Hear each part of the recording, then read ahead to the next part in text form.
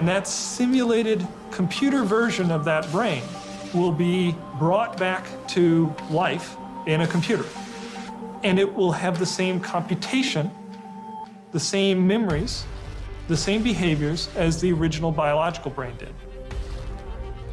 So what I'm talking about here is a cure to death. Wait a minute, I gotta see if this is like some shit they're working on right now. This is how dumb I am. This is how behind the time I am in technology. Like, I'm actually seeing, can you download your consciousness into a fucking computer? What do I look up here? What fucking list am I going to get put on if I fucking look this up? Downloading consciousness, mind uploading. What in the... Okay, and as a picture it says cyborg. Whole brain emulation, or WBE, mind upload or brain upload. Kerner is convinced that the ability to create an artificial brain is only a question of time. He even coined the concept of whole brain emulation, uploading the mind to a computer. Sometimes called mind copying or mind transfer, is the hypothetical, futuristic process of scanning the mental state, including long-term memory and self, of a particular brain substrate and copy it to a computer. Do you realize that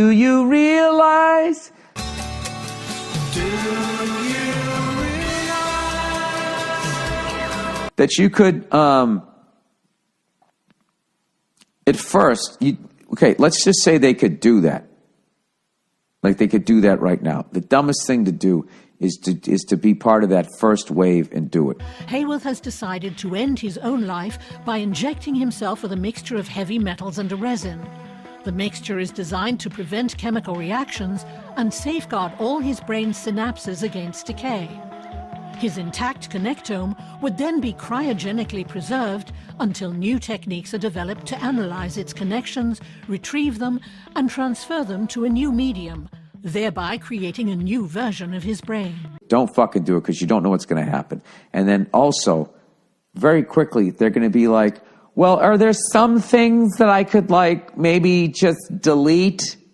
Some memories? Like if you had some chick you could never get over, you could just delete that out of your brain. You know? Hello, I'm Howard Mirziak, founder and president of Lacuna Incorporated. Why remember a destructive love affair? Here at Lacuna, we have perfected a safe, effective technique for the focused erasure of troubling memories. Or if something really fucking humiliating happened to you that caused you to become like introverted, maybe you could get rid of that. Maybe you could become a better person. Or is it the painful things that make us stronger? That make us who we are? When we return, we'll be bringing Dr. Joyce Brothers in here. Look around you. I have never been more alive. In 1972, I received a terminal diagnosis. Science could not save my body.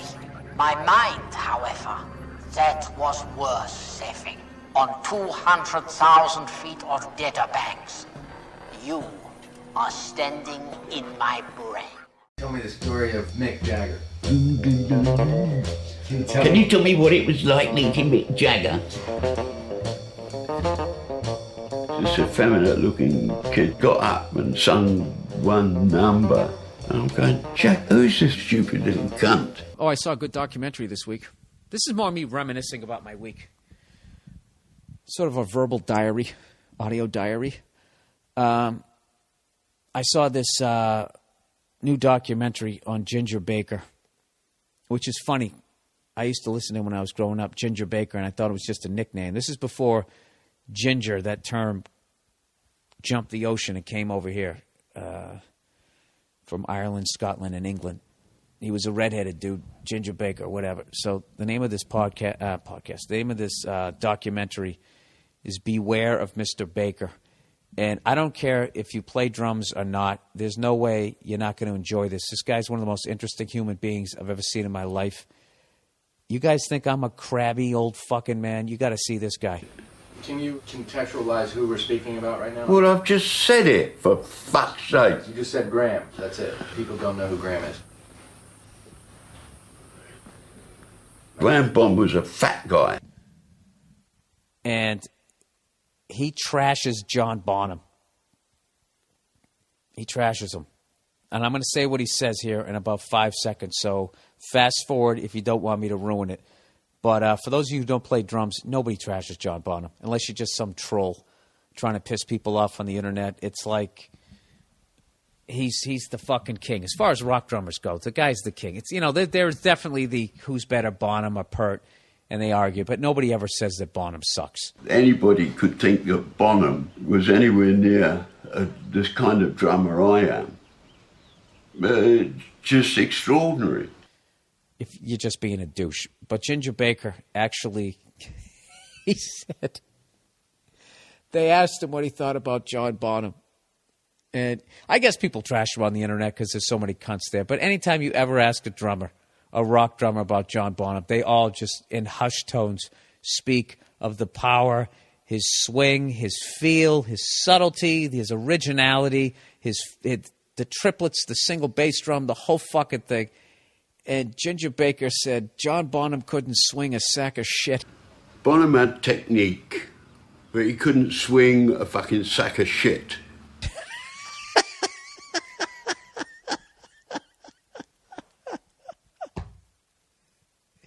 It was one of the fucking, my jaw was almost on the ground. I couldn't fucking believe it. And I just bursted out laughing. I've never, to hear somebody who's considered a god just dismissed like that. And then even like Clapton, he didn't shit on Bonham, but like Clapton, they were like, you know, how do you compare Bonham to Ginger Baker? And he was just like, oh, no. He's like, you know, it's not even a contest. Ginger Baker was a fully formed musician, a composer, and all this type of stuff. When they think of Ginger, they think of Keith Moon and Bonham. No. Ginger was nothing like those players. His musical capabilities are full spectrum. He can write and compose and arrange, and he has an ear, and he is harmonic. He's a fully formed musician. I don't know. But evidently, Ginger Baker says he couldn't swing a sack of shit, which just killed me. If you just want to see a fucking angry redhead playing drums, because I haven't made any drum videos yet. This is the guy. This is the real deal. It's called Beware of Mr. Baker. Underrated. Listening to Ginger Baker for a fucking hour and a half. It was awesome. And then I actually watched some of the comeback shows that they had. The one at Royal Albert Hall, and he was fucking unbelievable. Drums just sounded amazing. An incredible player.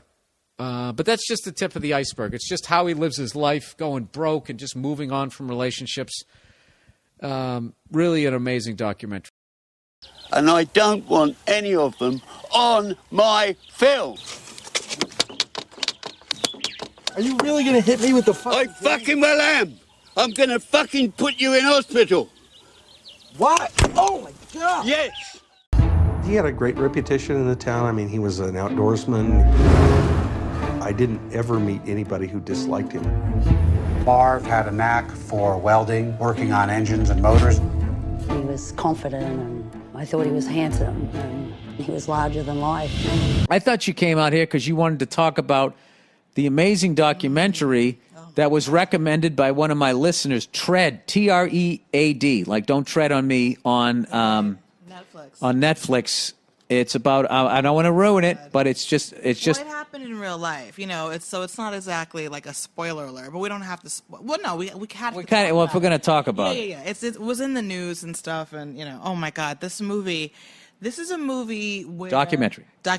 The first 20 or so minutes, I kind of tuned out. I was like, you know, this isn't really my. It's a white guy of a certain age in the middle of nowhere. He went out and bought a little piece of the American dream in a town that you would never go to. Oh, that they would never want me there. They would stare at me like I was in a fucking zoo if I went there, if you know what I mean. So But I have to say, so it's a story about a man who takes revenge on this town that he lives in. These people in his town who are on his list, his shit list, basically. And he goes through in this big, tricked out. We got to back up here. Death tractor. This guy. This fucking guy. Guy. All he wants to do, he wants to start this business. Mm-hmm. And they go, all right, well, you got to hook up your business to the sewer. It's like 800 feet or something like that. It was all this money, and he wouldn't fucking do it. Well, as it turns out, the closest sewer main was many hundreds of feet away from Marv's property. So in order for Marv to hook onto that, he would have had to build a long service line from his property to the main. When he learned that to do all that was going to cost him anywhere from $60,000 to $70,000, maybe even $80,000, Marv was upset. And he gets into it with the town. He thought they were putting the squeeze on him. He thought there was some reason. He thought it was a good old boy network. Yeah, he thought, and that he was not included in it, and he was being sort of pushed out of it, and he felt very slighted by the men who were in charge of the big companies in this very, very small town. The good old boys club. He did not like them. I never had anybody sit there and plan to cut me out of an opportunity like the Thompsons did. And this is what's amazing. He owned a muffler shop. And he was the greatest fucking welder, and he could fix anything. The greatest fucking welder. That is like an understatement. Like, this man was like, who knew? Like the skill and the absolute villainry. That's what it is. It's like he's like a classic superhero villain. Okay, so she's alluding to what he ended up welding together when he goes to take revenge on this town. So basically, he gets into with these townspeople, and there's the big rich family that's been there, and their claim been there for ages and ages, generations and generations. And so they kind of own the town. The Thompson family is what I'd call a Granby legacy family. A wealthy working family in the Granby area, making their money off of excavation, but also living off the fact that they owned a lot of the land just because they'd been here forever. So when he decides that he's going to take his revenge, what I loved was he gave him a chance. This guy goes out to California, he buys a fucking bulldozer, I forgot, and he has it shipped back. And where his muffler shop is it's right across the way from the rich family that sits on the board that he thinks is fucking with them. So he parks the bulldozer pointed at his rival's business, and he has a for sale sign on it. Ended up parking the dozer up on the access road to the muffler property so that the blade was facing out on this dirt road. He tried to help him out, and they were into heavy machinery, and this guy was religious, and he was just like, he gave him an opportunity to buy it, and they didn't buy it, and according to the recording was then obviously God wanted him to do what he wanted to do. The Komatsu dozer and the property, if they would have bought it at that auction for $450,000, I would have walked away. But there wasn't one bid. So stop and think about this. I wasn't supposed to walk away from this. He also wanted to build a structure across from him that was going to produce a lot of waste and stuff like that, and debris and things like that. According to him. And he would be right downwind of it or something. So he just really felt like they were out to get him. There was all this bureaucratic nonsense, red tape shit to get his business up to code according to what they decided. So he had just had enough, and he made a series of tapes where he's just going on and on and on, kind of like a podcast that no one listened to, and until the end. And then he fucking wreaked. Wait, long story short, yeah. he brought this bulldozer inside to he shut down his muffler shop. This guy had a little bit of money, and for a fucking year he worked on this thing. I find out that the dozer is 2 inches shorter than 12 feet, 1 inch narrower than the door. So I said, well, let's put it inside, because then I can build it to do what I am supposed to do. For a year, he made this fucking bulldozer. It was like he surrounded it, encased it in metal with concrete. It was 1/2 inch steel He had spacers that he put in, so he had 2 layers of steel plate, and he poured concrete down in between them. And then lifted the outer shell of that dozer. So that made it a super fortified cab. You couldn't shoot at this thing. This thing was, once it got going, it wasn't going to stop. It was completely bulletproof. It was completely like fireproof. It was like He had these cameras that so he could see where he was going, because you couldn't see him, and he had like this little this pressurized air to blow on it to get the debris off. Yes. So he gets in this fucking thing, drives across the street, and bulldozes his rival's business. He doesn't stop there. He drives down the street. Cops are on the main drag of town. just aims for all the rivals. Everybody who shot everyone who sat on the fucking board. Yep. He bulldozed all their businesses. Yep. He was shooting at the fucking giant propane fucking gas, natural gas for the town. Thank God he didn't hit it. Oh my God. And what ended up happening? These guys jumped up on the tank. They were like, "There has got to be a way to breathe." They threw some shot down into it, or some sort of fire they tried to shoot down. It was some kind of a vent where it looked like there was like an RV air conditioner. He takes his pistol out and starts trying to shoot into some gaps where the air conditioner was. Of course, it does no good, but then he's up there and he's just riding along on this thing. You just could not stop this guy. I think he was like an evil genius, and what ended up happening was he ended up like, listen, you gotta, don't reveal. You guys gotta. I mean, I said the whole fucking thing. I know, even though we talked about the whole thing, when you watch it, it's even crazier than how we're describing it. But like, can I just say that movie, that documentary, spoke to me in such a way that I just did not anticipate. Like, the catharsis of watching him in this, like. That's what I mean. He's like a superhero villain. He's an anti-hero. He was an anti-hero. It was like a bad 80s action movie that was real. Yeah. He even had a catchphrase. He just kept saying, "They messed with the wrong guy."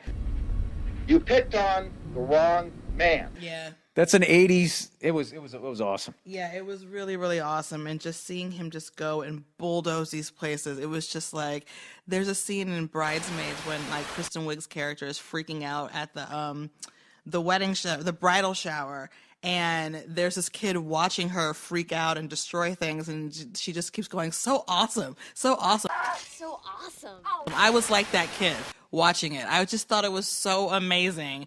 That I probably thought it was amazing because he didn't kill anybody, but like it was so satisfying to watch him bulldoze into these buildings and watch them crumble all around him. Like, you know when I felt that? Just, oh my God, it's just. Well, he was international. So yeah, he was international news, and then Reagan died the next day, and he totally fucking cock-blocked him. He fell out of the news cycle, and like yes, exactly, and the ultimate, like the real disrespect. He thought he was disrespected before. He was disrespected even more after he died. Now, of course, it was a tragic thing, but like you have to watch it. It's like if you have ever had a feeling of that you wanted to take revenge on someone. Go easy in it. Let's not inspire people to do something. No, oh God, no. Yeah, no, right? Igniting all the incels and whatnot. A bank, a hardware store, a concrete factory, even the town hall, and especially the police department. You wanted prostitutes, he'd find them for you. You wanted a load of dope moved, he'd find a way to move it. You wanted somebody killed, talk to him. Juan Almeida. How do you describe a guy? It's no secret. Cocaine is cool. Did you see Operation Odessa? No. It's a great movie on Netflix. And it's about this guy Tarzan who tries to buy a submarine from the fallen Soviet Russia and then take cocaine from the Cali cartel in South America into Miami in a submarine. He said, "You won't fucking believe this." He said, "They're getting ready to purchase a Russian sub and broker it to the Colombian traffickers so they can run dope to the United States." And I watched it with Isla, and man, and then I reached out to Tarzan to see if I could get him on the podcast because he had lived in Miami, and we all knew growing up in college we knew of the name Tarzan because he had a big strip club called Porky's. So everyone that knew of this guy Tarzan. There's so many times in this story I wanted to say bullshit, but go ahead. We reached out to him. I had my guys reach out to him to see if we get him on the podcast. And their response was, thank you very much, but he's in prison in Panama.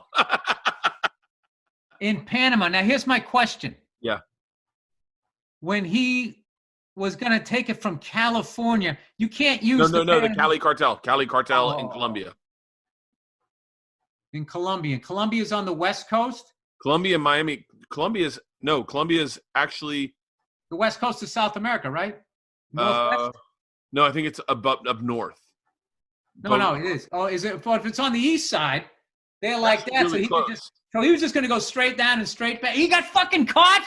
Yeah, he got caught. He got caught buying submarines. They fucking busted him buying submarines. He had pictures of himself about to buy them. So he's busted.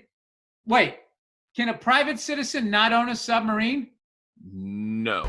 NATO's concern was, even though it was a noisy, old-fashioned diesel sub, that all diesel subs can go electric because the diesel motors charge up the batteries for the electric motors.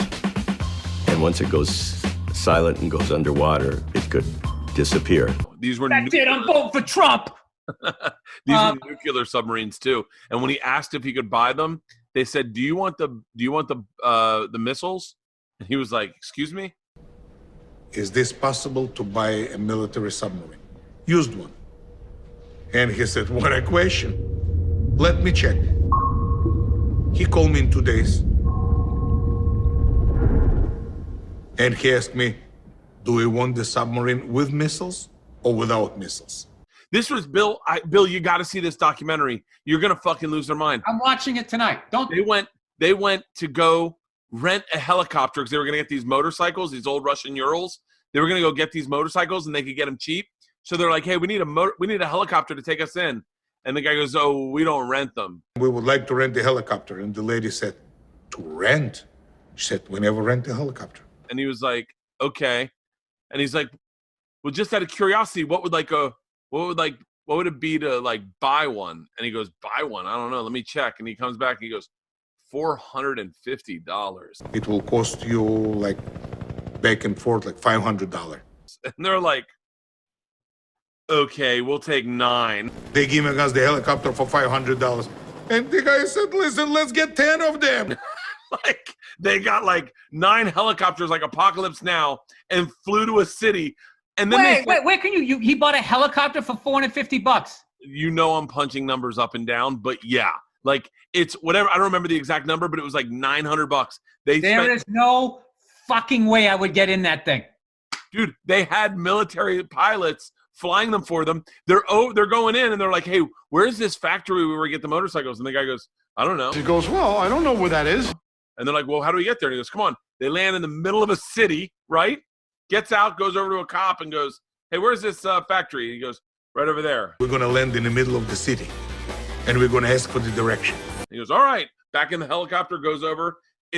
Bill, you're going to lose your mind. Wait, he rented the helicopter for $900. They ended up buying a bunch of them and then putting them in, what's that big whale of a plane where the nose comes up? Yeah, I know what you did. They ended up buying them and flying them home.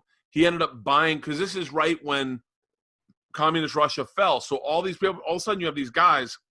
What kind of helicopters? Even if he just brought those fucking things up and didn't even overhaul them. Yeah. Oh, he could turn. He could double his. He could. He could sell those things. Needing an immediate overhaul, he could sell that thing for fucking $100. If it's a nice one, I would think $100,000. They were selling them. They were buying everything over there. And I distinctly remember arriving in Moscow and saying to myself, "Oh my God, everything is for sale?" I mean, everything. They were going over and buying everything and then just flying it back. That's what they were doing. And someone said, "Hey man, how about, can we get a submarine?" He was like, "Let me check." Called his friend. Guy calls back like 2 days later and goes, "Do you want the missiles with it?" And he's like, "Are you shitting me?" He's like, "No, I don't want the missiles. I just want the submarine." And I gotta watch this. This doesn't seem. Operation Odessa. It is so good. It's like Cocaine Cowboys, but in Russia. I like that Tom Cruise one where he was flying around. Love that one. That's Margot Robbie. Oh, Margot Robbie from Once Upon a Time in America and Hollywood. She plays his wife. She is fucking beautiful, like beautiful, and a great actress. Come on. Yeah, she really is. Bert, stop objectifying her. I can't help it. That's the world we live in now. You are fucking beautiful. I am so offended by that. You're either going to talk to us and decide to help yourself and you go home, or you're going to jail. Tarzan would be charged with 30 separate federal offenses, ranging from conspiracy to wire fraud. Faced with the prospect of life in prison, the freewheeling gangster cut a deal with the feds.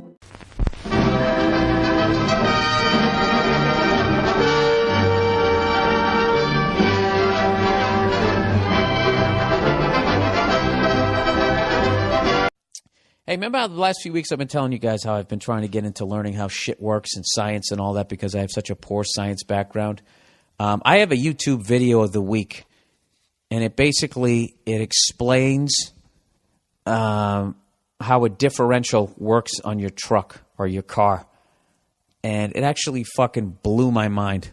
Now, the weird thing about this video is for some reason, the first 6 minutes of it, you have to sit through policemen on motorcycles doing all these different formations and these X game tricks. It's from the 1940s, so it has that World War II propaganda, and they're holding on to each other's arms.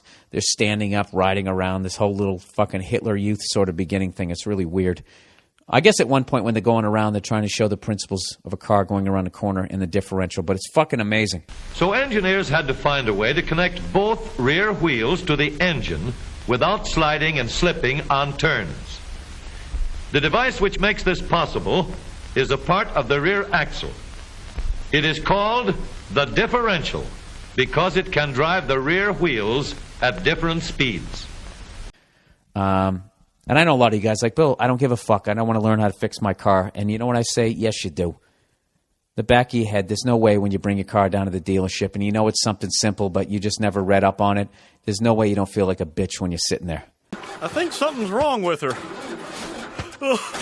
I checked this morning, and there was water in the exhaust.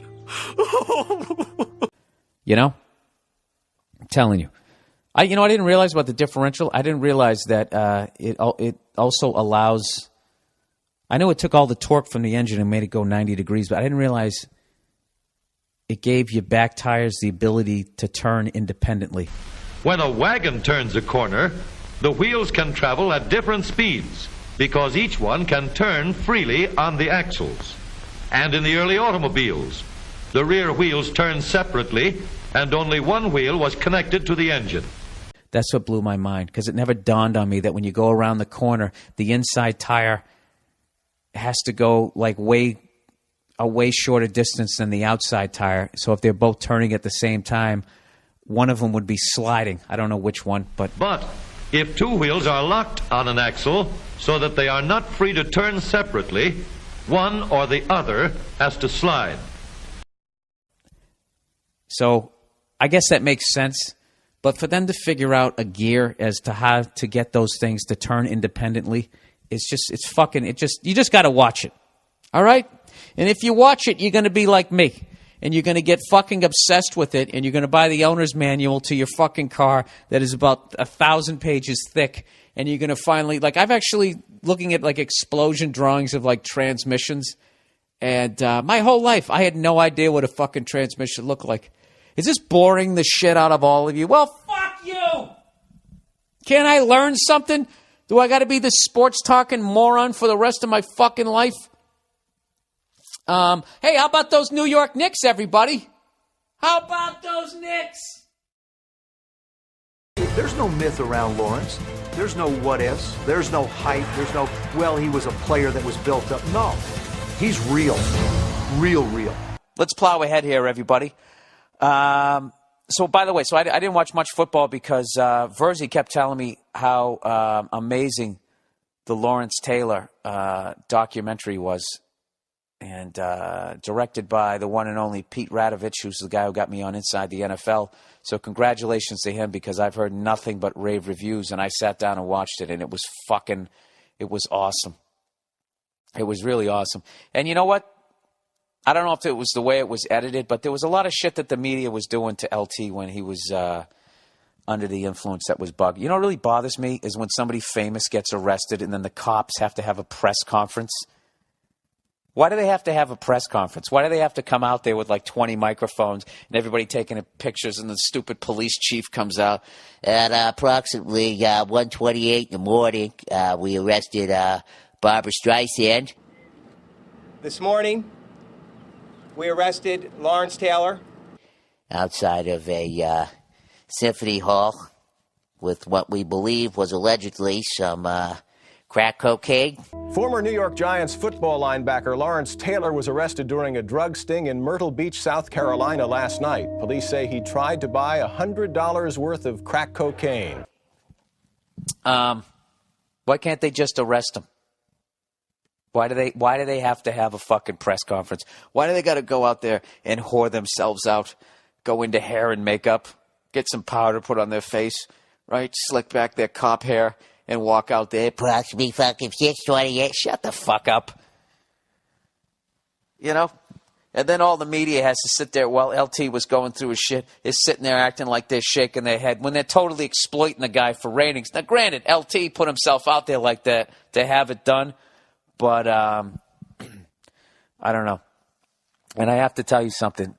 In the documentary, there's something that LT's first wife does that is one of the things that I find most terrifying about women. And I don't want to ruin it for you. But she says LT cries at his daughter's wedding, and she comments on his crying, and then they cut to the funeral, and she reaches over and puts her hand on his forearm to comfort him after what she had just said is one of those fucking things that sends chills down my spine.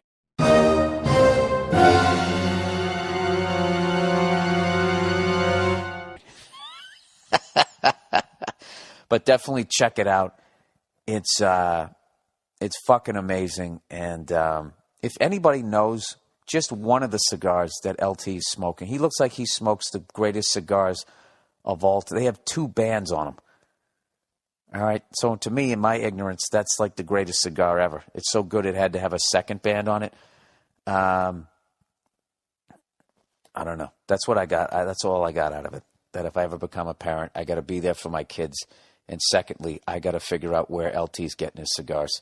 But definitely check that out if you get a chance. And congratulations once again to Pete Radovich for doing an unbelievable job. That's one of those ones that immediately after I watched it, when I hit stop and it said if I wanted to erase it or not, I hit save, and, you know, you have that save indefinitely. That's one of those ones I'm going to keep going back to because it was tremendous. We all call him LT. Now, every now and then you throw a Lawrence out there, but you never throw a Larry. Don't ever call him Larry. That's a problem. 20 years later, go behind the scenes. You said you had your killer. Why did he walk free? Inside the jury room and outside the courtroom for reaction. People said either he's as guilty and terrible as could be, or he's an innocent victim of racism. There was no in the middle. Oh, by the way, they were doing this 20-year retrospective on the O.J. Simpson trial. It was funny, and they said the exact same shit that they said 20 years ago, how polarizing it was and how white people saw it one way and how black people saw it another way. This idea of race was something that the defense wanted out there. They wanted that in the dialogue because it benefited them. 2/3 of Americans think O.J. is guilty. 77% of whites think he's guilty. 72% of blacks think he's innocent. Now, obviously, I'm not going to be dumb enough to try to speak for black people here. I wouldn't do that. But I'll tell you what, there was plenty of black people on that show speaking for white people. And, you know, I'm not saying they were 100% wrong, but they were never speaking for all the sports fans out there who happen to be white like me. The whole trial, when I was watching that, I was never thinking, oh, that son of a bitch black guy killed that pure blonde white woman. I never thought that shit. The entire trial, I thought the exact same thing. Anytime I would turn it on, I would think the exact same thing. I would be like, that is fucking O.J. Simpson. O.J. Simpson is sitting behind that table on trial for a double murder. I grew up watching that guy. You know, when he did the Hertz commercials, I was like 5 or 6 years old. And that old lady, go, O.J., go! Go, O.J., go! Right? When he would fucking jump over the luggage. I wasn't old enough to know that a black guy starring in a fucking commercial like that was groundbreaking. I didn't. I just knew that guy was fucking awesome. He had a cool nickname. My first pack of football cards I got, Cleo, for the love of fucking Christ, can you lay down, buddy? All right, get up here. Get up here. There you go, lay down. See, I give in. I give in because you're so cute. Anyways, back to OJ. My first pack of football cards that I got, he was right on top. Right on fucking top. I think the gum was in the back, so it didn't ruin it.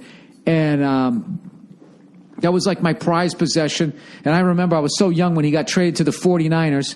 And I got that Topps football card that me and my brothers used to call side year because everything was on when we used to trade. Like what year? Flag year, side year, football year, rather than the years. I thought it was going to be worth money because he was on a different team. Like, wow, this is O.J. Simpson's on the 49ers. This is going to be worth money because people, I didn't realize that the rookie card. I was young. I was stupid. And then I watched his fucking movies, The Naked Gun. I watched him on Monday Night Football when he was with Joe Namath. And he would be like, you know what I would have done right there? I would have cut back. He used to say what he would do. And then Joe Namath would always say the same thing. That was a really nice play. He used to always say that shit. And it was a terrible year for Monday Night Football, but whatever. I just remember hearing shit that Bob Costas and Al Michaels, weren't in contact with them anymore. Who's calling? O.J. Simpson. Yeah, right. Click. It was the first time I really remember watching somebody have it all and then fucking lose it all. And it was always, that's how I always looked at him. O.J. Simpson's 2003 fucking yards in a season, Heisman Trophy winner, star of The Naked Gun 1 and 2, and that fucking movie where he was the astronaut, right?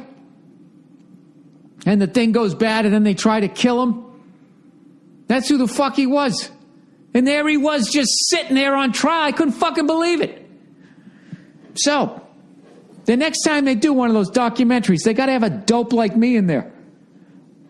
Not going like, in the history of the justice system, black people have always seen the white person get up. To me, it was O.J. Simpson. All right? For you youngsters out there, just who's your guy? You know what I mean? Is there even a guy like that anymore? I don't know. I can't relate to it anymore because every time I look at an athlete now, it's just somebody half my fucking age living a dream that never happened to me. All right, it's fucking ridiculous. According to retailers, the most popular Halloween mask this year is O.J. Simpson. And the most popular Halloween greeting is, I'll kill you and that guy who's bringing over your glasses, or treat.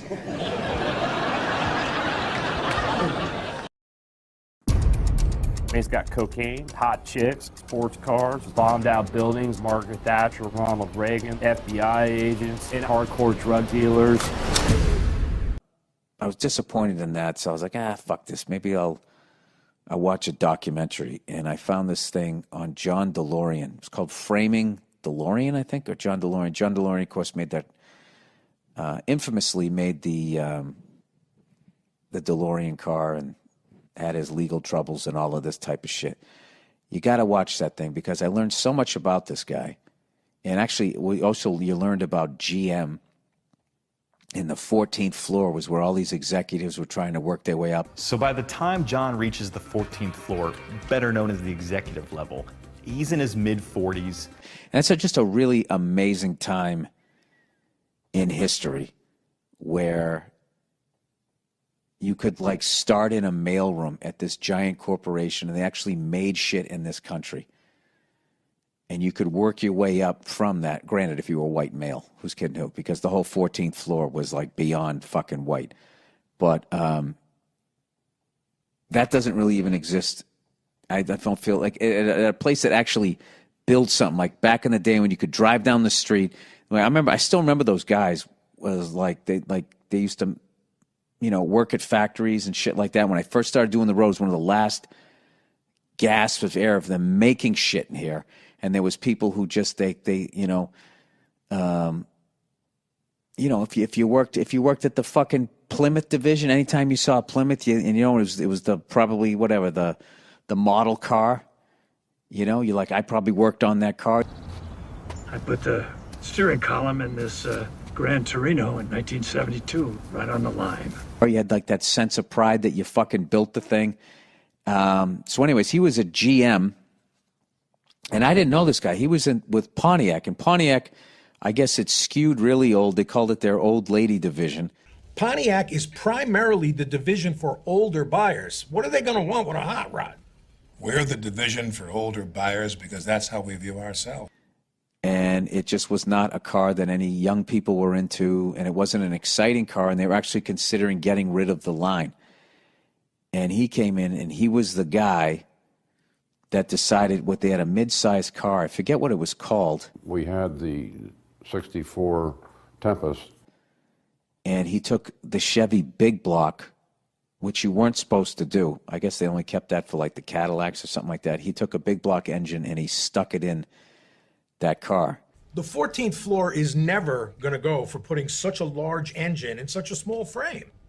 Well, GM forbade putting a so-called big block beyond, I believe, 350 cubic inches in a medium-sized car. So the people not on the 14th floor were like, dude, what the fuck are you doing? And he goes, no, we're only going to make like 4,000 of these. No big deal. It's just a package, So how many do you want to produce? You're the sales manager. You tell me. I was thinking about 30,000. And he just made like this fucking, muscle car that became the GTO. And he snuck it by the 14th floor. He found this fucking angle and he took like this risk. And they ended up selling like 30 or 40,000 of them. It became like this unbelievable thing. It was an outlaw move. Delorean snuck it past the GM watchdogs by a sort of sleight of hand. It was just an options package.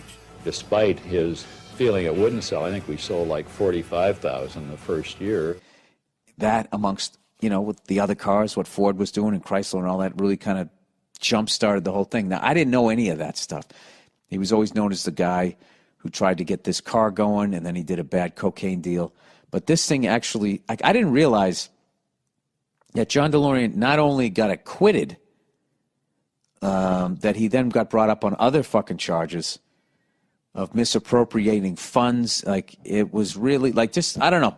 I feel like now I'm going to ruin the thing, but just sit down and watch it. It's and they do this really cool documentary where they're talking about him, and then they have Alec Baldwin playing John DeLorean, and they reenact a lot of these scenes to add to the documentary. What are you doing? You're doing a movie? We do reenactment footage of DeLorean's drama, his caper, his escapades, and shoot them as a movie and cut reenactment footage into documentary footage of a movie about DeLorean. It was fucking incredible.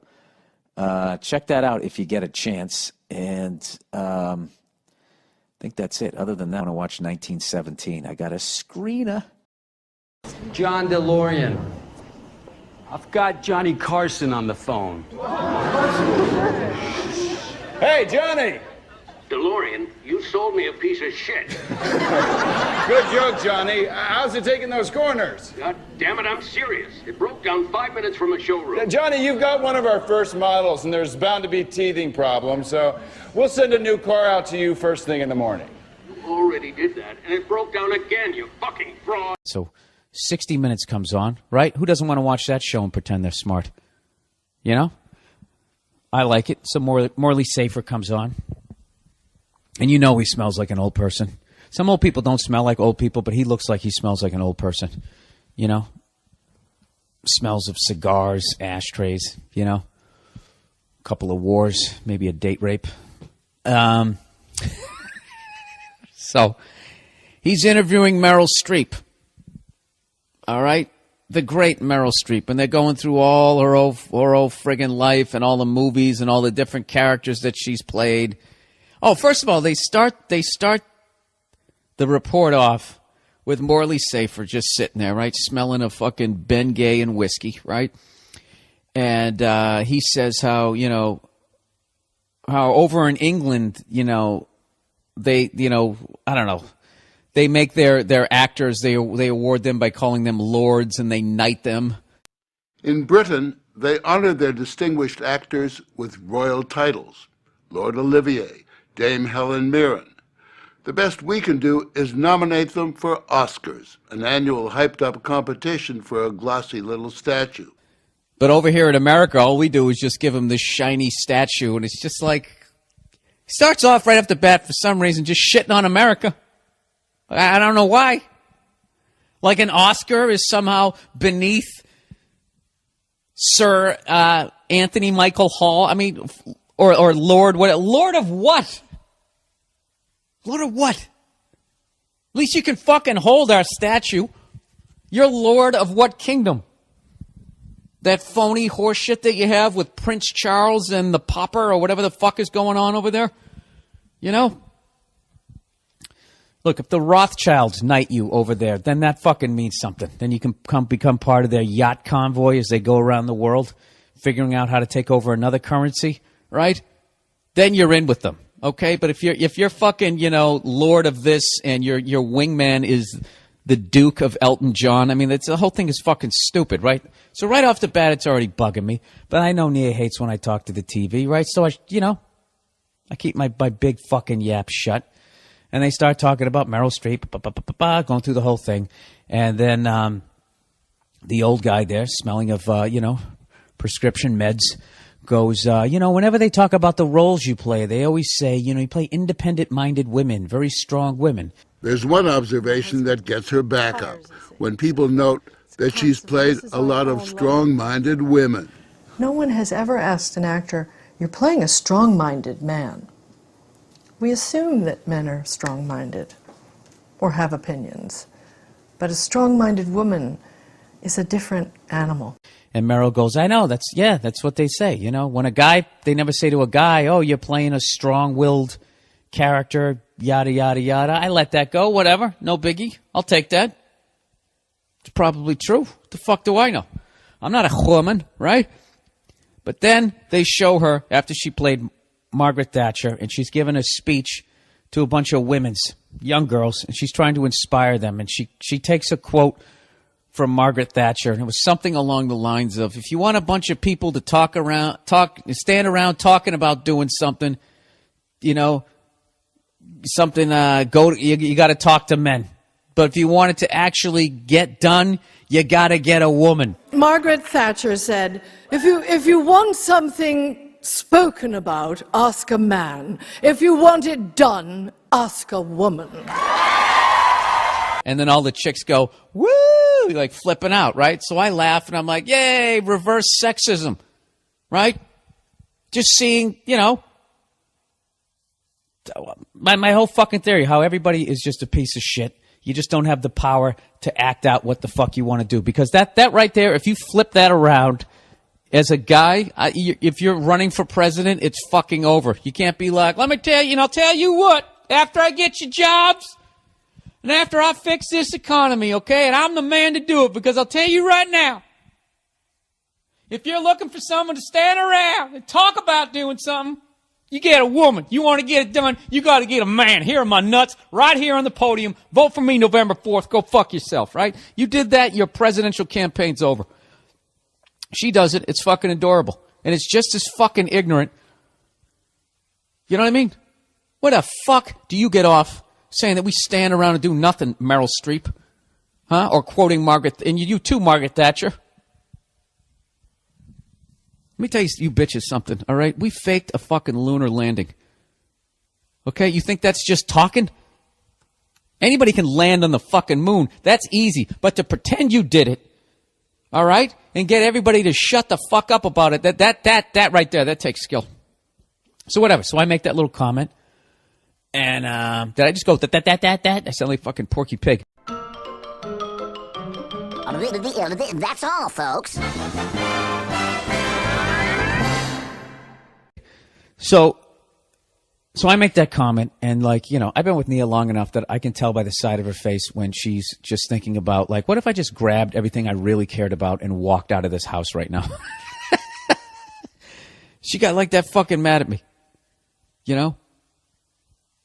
And I'm like, she's just like, right after the story was over, she just shut the fucking thing off. And I don't know what happened. Next thing you know, I'm walking to 7-Eleven to get some ice cream. I don't even know what happened. It was all going great.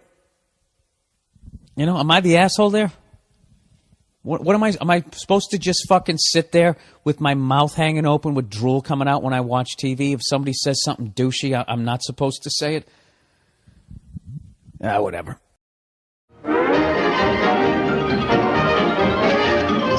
That's all, folks. One of his inventions. It's a machine that produces energy, apparently puts out more external energy than internal energy. And if that's true, it could very possibly change energy in general.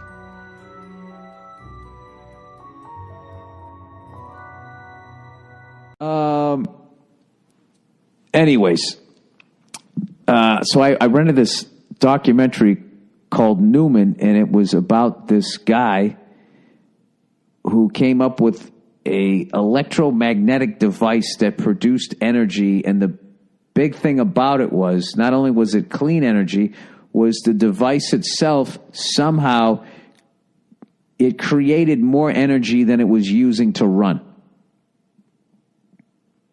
And I didn't know that was a problem because I have a horrible science background. So just watch it, see what you think. All right. Basically, I wasn't aware of this. Any engine, any sort of turbine, anything, whatever. I guess even if it's used to create energy, maybe they all are. I guess some sort of turning force. I don't know what. I'm in way over my head. They always like you're always in a deficit because I guess it uses more energy than it actually fucking produces. Our physics system says when you feed energy into a device, you should lose power. And in the case of Joe's motor, you gain a lot of power, which is, by conventional physics, unacceptable. There's voodoo going on. Well, this thing that this guy created, allegedly, like, it used 10% of the energy that it actually created, which was fucking unheard of. So when he went down to get a patent, they were like, what you're doing is impossible, sir. That sounds like witchcraft. It basically defied the laws of physics as we know them right now. So they were all saying, well, you probably got some transformer hidden somewhere on your property. Their thought was there was a transformer buried in the woods somewhere. And he said, we'll look all over the place. And they still couldn't prove it. They tried to find it. They couldn't find it. They just refused to believe that this guy, what he was doing was true, which then goes, they wouldn't give him a patent. And then it goes into all this conspiracy theory, that big oil company, politics, and all of this shit were standing in the way of this guy because he was basically going to put them out of business. And I got to be honest with you, I believed everything that I saw in it. And spoiler alert, because I'm going to continue talking about this, you should definitely watch it. I believe that his device worked. I believe that the patent company, probably with pressure from the oil companies, wouldn't give him a patent. I believe he got death threats. And then I also believe that he was out of his fucking mind. I believe that he had a God complex. And he certainly had a temper. He got really pissed on a regular basis. I could see the anger in his eyes at times. I know that he was frustrated. Just check this. This guy's one of the most fascinating people ever. And there's no way to watch this, for me anyways, to watch this. And I'm not talking about the genius side of this guy. I'm talking about his flaws. I understand you used to be a boxer. I never did get in a boxing ring because I knew I could kill people. The Newman dude, his flawed personality. I couldn't help but watch that guy. When investors would come around and he'd be like, I know what you want to do. You want to steal it from me. I'll punch you right in your fucking face. I'm fed up with you. Maybe John doesn't understand. No, well, I'm telling you, you got fucking sense enough. You see that goddamn fist, I can put it through your skull. Right? I couldn't, and I'm not even exaggerating, I couldn't help when I was watching that to not see myself going, that looks like me when I try and rent a car or when I try to get customer service. That's what I end up doing. And even though I'm right, I become wrong because of the way I behave. And it's really fascinating. And it's one of those things where you just want it to be true. And it would be so great if there was just a way to seamlessly have that thing developed, give the guy Newman his credit. He makes a ton of fucking money. You let the fucking oil companies run the goddamn thing, and they keep making... I don't give a fuck. I'll keep paying what I pay for oil. All right? You know something? By the end of that didn't even make sense to me. But I don't believe in people when it comes to that, doing the right fucking thing. Well, that's depressing. Whatever. Watch the fucking thing and decide for yourself. I explained it so much better. Oh, now living in the past. In the podcast, I already did. Anyways. I'm worried about the kids, homie. Lisa's becoming very obsessive. This morning, I caught her trying to dissect her own raincoat. I know. And this perpetual motion machine she made today is a joke. It just keeps going faster and faster. Have you got a drawer full of knives that are about as dull as a doorstop? Hi, Anthony Sullivan here for the Edge of Glory. The best knife sharpener money can buy.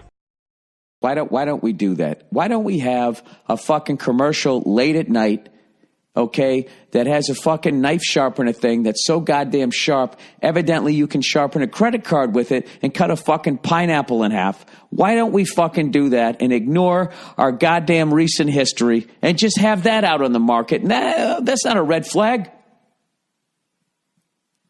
Have something out there that could take a fucking butter knife and have it go through a frozen fucking steak.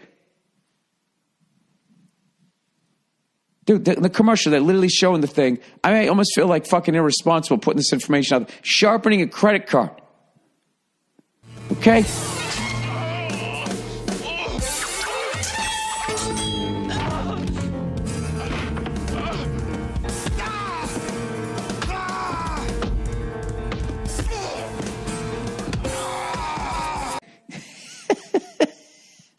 Then it like slices of, I don't know what it was.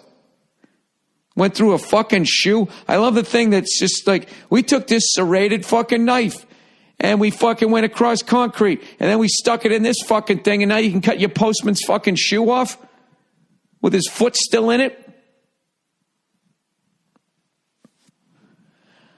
Once again, I don't want to do 80 stand-up here, but how sharp does the fucking knife need to be? Ain't it sharp enough yet?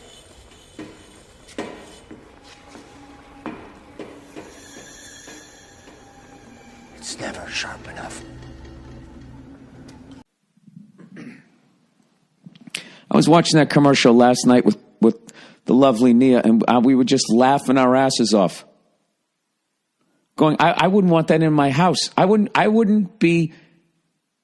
feel safe with me fucking having a knife that I cut the fucking tip of my finger off.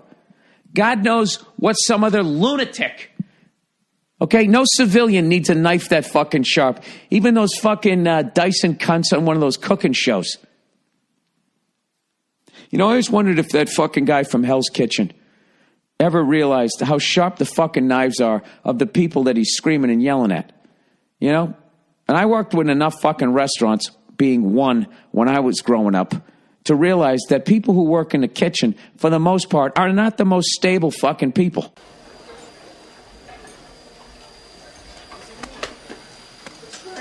What's burning? Kick him up. What is this? Where do you think you're going?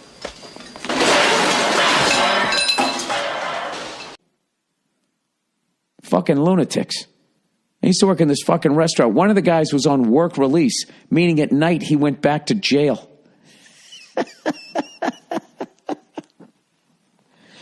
It slices. It dices. You can rob a bank with it. Floor tomato. Oh my, look at this Look at this woman. She's amazing.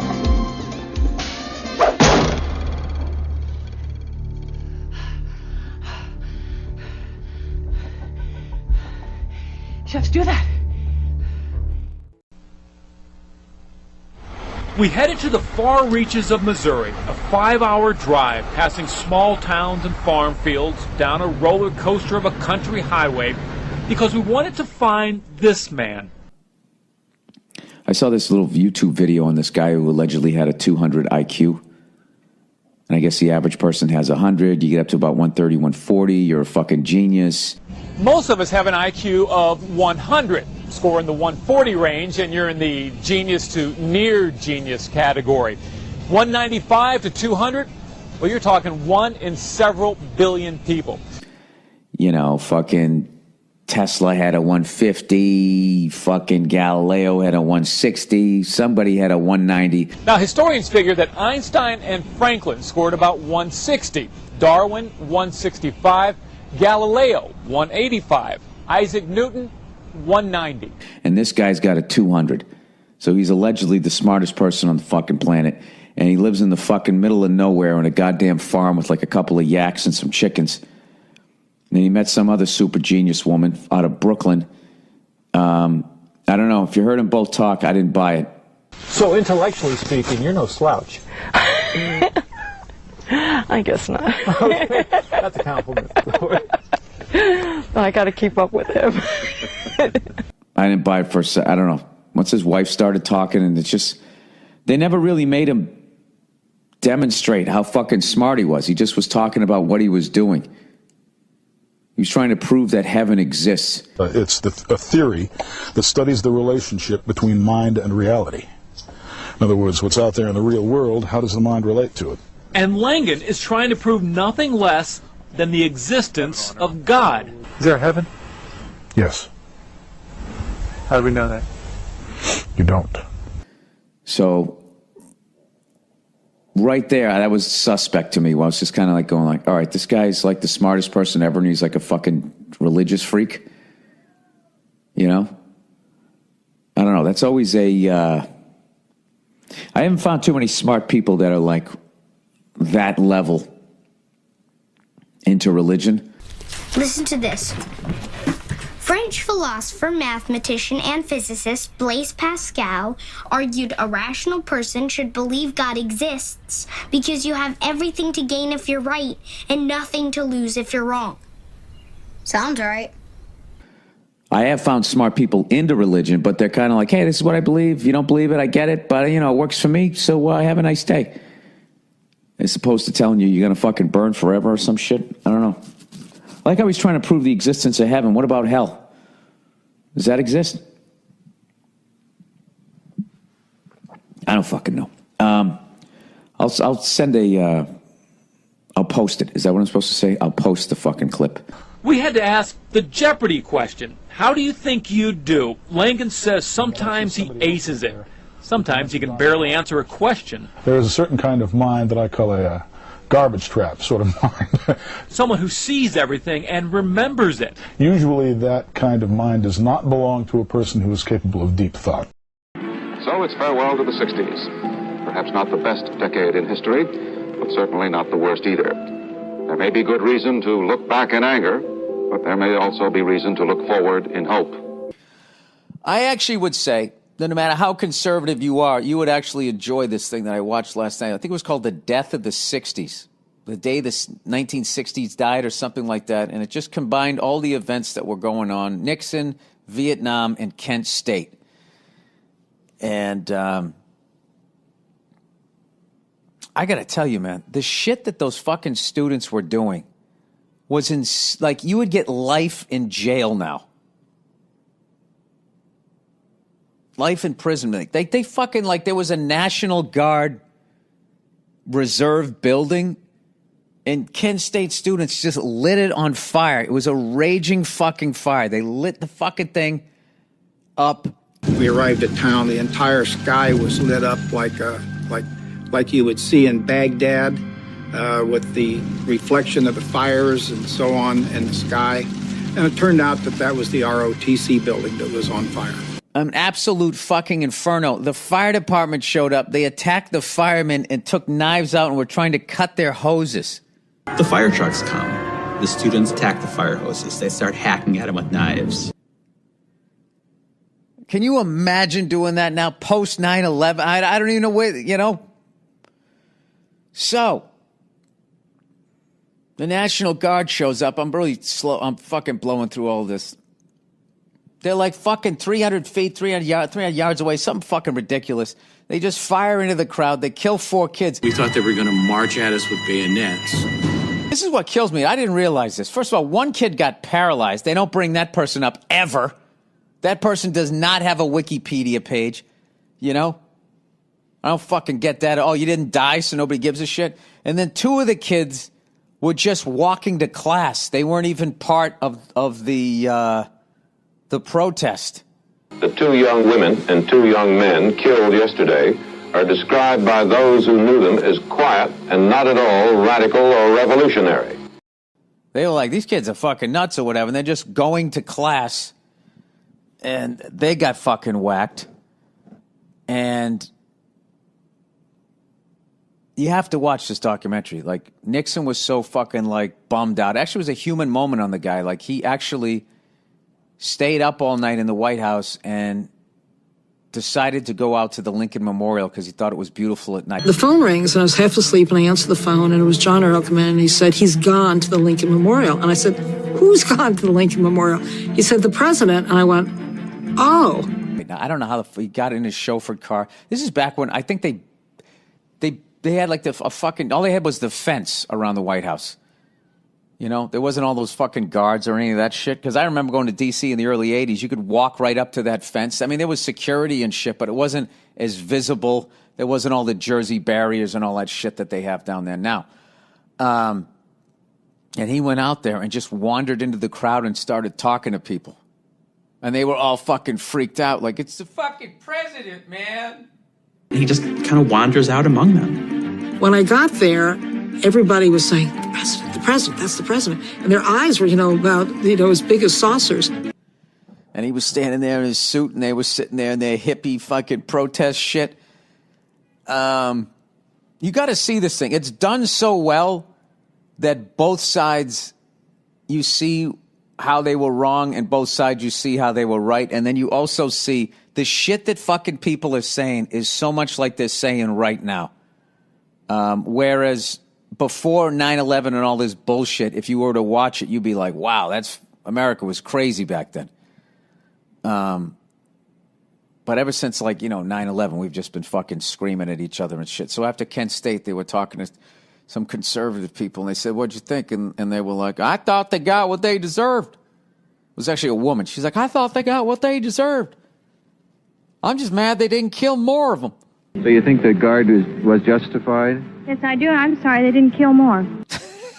Said that on TV. And that's back when you could say it on TV. Somebody saw it and like, what the fuck did that bitch just say? And then that was it. She was gone. You could barely remember what she looked like. You didn't have a VCR. You didn't have a DVR recorder. There was nobody to take the clip and put it online and then find her on social media and shame the shit out of her. You could go on national fucking television after fucking the National Guard shot unarmed students and say, I'm only sad they didn't kill more of them, and then go to work the next day and not have a fucking worry. Like, you almost forgot you even said it. Your husband comes home, thought you're going to have dinner on the fucking table. I'm sorry. Ah! Right? What the fuck did you do today? Oh, I went shopping. Got some new boots. Bought a new necklace, genuine white gold. And there was something else, I can't remember what. Somebody asked me something. There may or may not have been a microphone in a camera. But I'll say, like, what the students were doing was fucking nuts. What the government was doing was the same old shit they're always doing. I think it was a little bit different with Vietnam, because I think they definitely had a concern about the spread of communism. I definitely think that was a legit fucking thing. I don't think it was just a straight up land grab, like,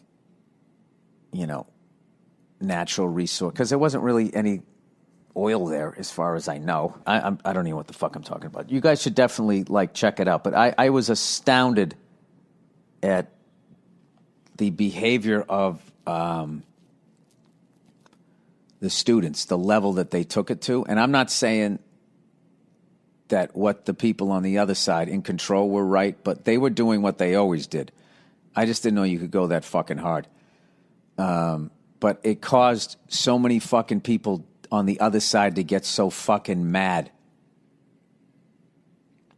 at these college kids. I mean, they went into town one day and they had a protest, screaming, provoking all these townspeople who were conservative and didn't like the people at Kent State. And they went down, they broke a bunch of storefront windows. The students kind of gave the locals ammunition by going out in the streets and chanting, and then the fights broke out. 47 plate glass windows were smashed. They kind of provoked some sort of violent response. Now, obviously, they didn't know it was going to go to that fucking level, but it's really fascinating to watch, because all I've ever seen is just and National Guards came in and they killed 4 students. I'm like, what the fuck? But when you see what they were doing, you see,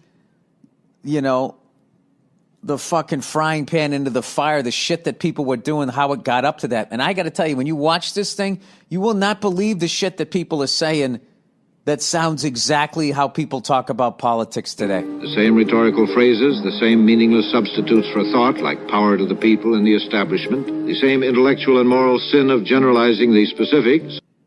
A very extreme time. So I highly recommend it. Let me get the fucking name of it for you. You got to watch it, because obviously the way I just described it was probably fucking horrific. Let me see here. The Death of the 60s PBS.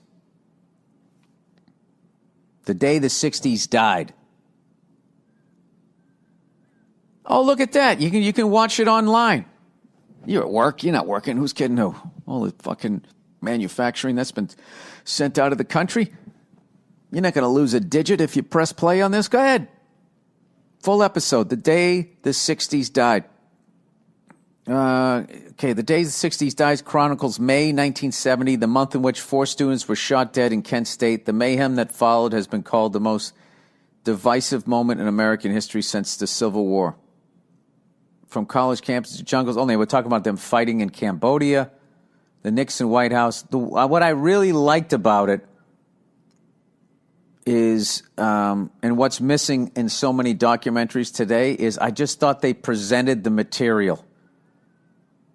And I am a fan of anything that will, it humanized the students, and it also made them look like assholes. It humanized Nixon and also made people in power look like assholes. So at that point, I'm like, all right, now what you're showing me is essentially people, where it's like, I had a good day here, I did a good thing, over here I did a bad thing. And then that's, as opposed to be like, this person did this bad thing, that is what they are, that is all they are. And now, a word from our sponsor. I would like to take this opportunity to express my fondness for Duff beer. I'd also like to express my fondness for that particular beer. A man never drank a Duff in his life. As long as you were with other GIs, if you had somebody next to you, you figured, well, they can handle it, I can handle it. I got into, I went on Netflix and I started watching Ken Burns' The War. I know that came out 5-6 years ago. If you haven't seen it, if you're like me and you're late to the party, dude, that's my recommendation for the week. It's a 7-parter on World War II. Each one's about an hour and 50 minutes long. And I know that sounds like I just told you to watch every episode of Lost. It's effortless to watch this thing, other than the amount of times you have to hit pause and go, Jesus Christ, I haven't done shit with my life. That's what it makes me feel like. I can't even begin to. You just got to watch it. You got to watch it. And what's great is it really ties the whole war together. where, for me, I've always seen, like, they'll always do stuff on it on the History Channel that they'll be talking about the war in the Pacific, or they'll talk about the Blitzkrieg, or they'll talk about D-Day, and occasionally they'll talk about Northern Africa. But this thing kind of goes in chronological order of the whole damn thing. And it's I don't know. I can't explain it. It would be like, what the fuck was that movie that they showed, and they showed it backwards, and the guy tattooed shit on his arm? I can't remember what the fuck it was. It's like finally seeing that thing going forwards. It's just, it's unfucking real. What? Jesus, I'm too stupid to fucking just go watch the goddamn thing. Watching people 17 years old lying, saying they're 18. Glenn Fraser went to the nearest recruiting office, lied about his age, and joined the peacetime army. And just going out on the front lines and just listening to these fucking bombs whistling in, seeing all your friends getting blown up, and just having to resign to fate. Well, this one's either going to hit me or it isn't, and I'm still going to be fucking shooting at these guys. And you just think, well, maybe this will end, and maybe it won't, and maybe we'll all be blown up, and maybe we won't, but who cares? And you learn to sort of live with it. The stories that they talk about the guys who were flying over on the bombardiers before they had the escorts and shit, and you had to do 25 fucking missions before you had basically completed your obligation. The number of missions you'd had to fly before you were returned to the States and or given a non-combat job was 25 at that point. And nobody had ever made it past 14. It's a fucking suicide mission. The average number of missions flown in 1943 for a combat person was only 14. And they had a guy who actually survived the shit because he was in that little fucking skylight at the bottom of the plane. And he got shot in the fucking arm and went through him and killed one of his buddies. And if 20 millimeter shell had come up through my turret, hitting me in the left arm, not breaking the arm, but smashing the bone, tearing my jacket off, and went up into the waist window on the left-hand side, hit the stanchion of the 50 caliber gun, and blew up. Killed the waist gunner. And then he still went back, flew another one, and got shot again. And that's the thing that basically saved him, was because he kept getting shot, that he wasn't physically well enough to go back up in the goddamn plane again. And I actually have the fucking nerve to be afraid of flying. I'm landing in fucking El Paso, Texas, going, oh Jesus, oh gee, there's nobody shooting at us. I never felt like such a fucking pussy in my life. I feel bad enough when I watch like a UFC event, or I watch one of those shows about going to prison. I watched the training for UFC, and I would be like, I 3 times kicking that heavy bag with my leg, it would be all bruised up, and I'd be like, it stings. I want to get out of here.